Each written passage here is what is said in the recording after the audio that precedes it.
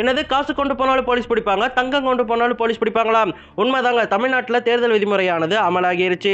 இதன் மூலமா இந்தந்த விஷயங்களை நீங்க பண்ணணும், இந்தந்த விஷயங்களை பண்ணக்கூடாது அப்படின்னு சொல்லிட்டு தேர்தல் கமிஷனானது அறிவுறுத்தி இருக்கு. அதன்படி பொதுமக்களான நாம இந்த விதிகளை பத்தி கொஞ்சமாச்சு தெரிஞ்சுக்கணும்.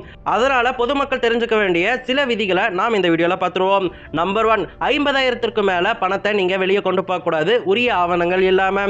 50,000க்கு மேல நீங்க காசை வெளியே எங்காவது கொண்டு போறீங்க அப்படின்னு சொன்னா கண்டிப்பா அதற்கான ஆதாரங்களையும் ஆவணங்களையும் நீங்க வச்சுக்கணும். உதாரணத்துக்கு நீங்க யாருக்காவது கடன் கட்ட போறீங்க அப்படின்னு சொன்னா அந்த கடன் ரசீதை உங்க கூடயே வச்சுக்கணும். இல்ல மெடிக்கல் பில் கட்ட போறீங்க அப்படின்னு சொன்னா அந்த மெடிக்கல் பில்லை உங்க கிட்டயே வச்சுக்கணும். அதை காட்டினீங்க அப்படின்னு சொன்னா உங்களை விட்டுருவாங்க. எதுவுமே காட்டாம 50,000க்கும் மேல நீங்க கொண்டு போனீங்க அப்படின்னு சொன்னா கண்டிப்பா அந்த பணத்தை பறிமுதல் பண்ணிடுவாங்க. 50,000 அப்படிங்கிறது ஸ்டாண்டர்ட் தான். சில சமயங்கள்ல 10,000 8,000 இருந்தா கூட பிடிக்கிறதுக்கு நிறைய வாய்ப்புகள் இருக்கு, அவங்களுக்கு வரக்கூடிய தகவலை பொறுத்து. நம்பர் 2, தங்கத்தை கூட பறிமுதல் பண்ணுவாங்க. நீங்க தங்க கடைக்கு தங்கம் வாங்க போனீங்கன்னா அடுத்த 38 நாளுக்கு முக்கியமான விஷயங்களுக்கு மட்டும் தங்கம் வாங்க போங்க.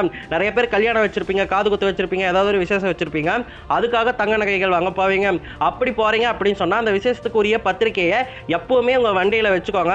யாராவது நிறுத்தி கேட்டாங்கன்னா இந்த விசேஷத்துக்கு தான் நாங்க வாங்கிட்டு வரோம் அப்படின்னு சொல்லிட்டு நீங்க எடுத்து காட்டலாம். அதெல்லாம் சரியா இருக்கும் பட்சத்தில் அப்படியே விட்டுருவாங்க. ஒருவேளை நீங்க ரேண்டமா வாங்கிட்டு வரீங்க, லம்பா வாங்கிட்டு வரீங்க அப்படிங்கிறப்போ அதுக்கு உரிய ஆவணம் எதுவுமே இல்லை அப்படிங்கும்போது கண்டிப்பா அதை பறிமுதல் செய்யறதுக்கு நிறைய வாய்ப்புகள் இருக்கு. நம்பர் 3, ஜிபே பண்றதுல கூட பிரச்சனை இருக்குங்க.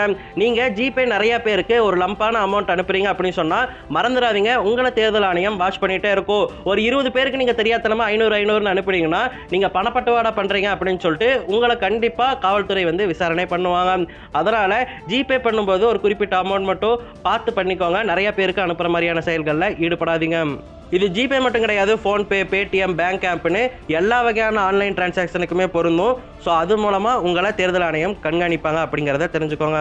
நம்பர் 4, இது என்ன மாதிரி வீடியோ போடுறவங்களுக்கு, மீமாக இருந்தாலும் சரி இல்லை பேசி வீடியோ போடுறதா இருந்தாலும் சரி, நீங்கள் வீடியோ போடும்போது டீப் ஃபேஸ் வீடியோஸ் இல்லை ஃபேக் நரேட்டிவ் வீடியோஸ் எல்லாம் போடக்கூடாது.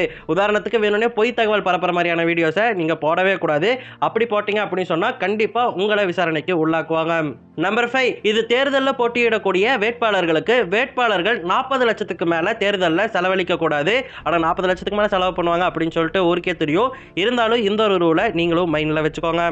நம்பர் 6, இது மு.க. ஸ்டாலினுடைய அரசுக்கு மு.க. ஸ்டாலினால இனிமே புதிய திட்டங்களை அமல்படுத்த முடியாது. ஏதாவது ஒரு திட்டம் நடைமுறையில் இருந்துச்சு அப்படின்னு சொன்னா அது தொடர்ச்சியாக நடைமுறையில் இருக்கும். ஆனால் 1000 ரூபா போடுறேன்னு சொல்லியிருந்தாங்க இல்லையா, அந்த 1000 ரூபாயை இனிமே போட முடியாது. ஏன்னா அவங்க முன்னாடியே போட்டுட்டாங்க. ஸோ அதனால இந்த திட்டங்களை அனுபவிச்சுட்டு வந்தவங்களா பார்த்து இருந்துக்கோங்க. ஏன்னா அந்த திட்டங்கள் இனிமே வராது, புது திட்டங்களை போட முடியாது. ஏற்கனவே இருக்கக்கூடிய திட்டங்கள் தானா இயங்கும்.